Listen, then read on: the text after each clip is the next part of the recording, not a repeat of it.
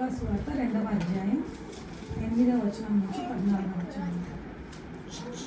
ఆ దేశంలో కొందరు గొర్రెల కాపరులు పొలములో ఉండి రాత్రి వేళ తమ మందను కాచుకొనుచుండగా ప్రభు దూత వారి యొద్దకు వచ్చి నిలిచెను. ప్రభువు మహిమ వారి చుట్టూ ప్రకాశించినందున వారు మిక్కిలి భయపడిరి.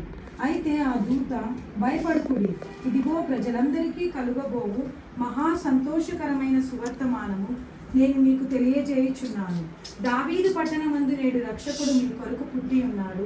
ఈయన ప్రభువైన క్రీస్తు. దానికి ఇదే మీ కానవాలు. ఒక శిశువు కొత్తి గుడ్డలతో చుట్టబడి ఒక తొట్టిలో పండుకుని ఉండుట మీరు చూచెదరని వారితో చెప్పెను.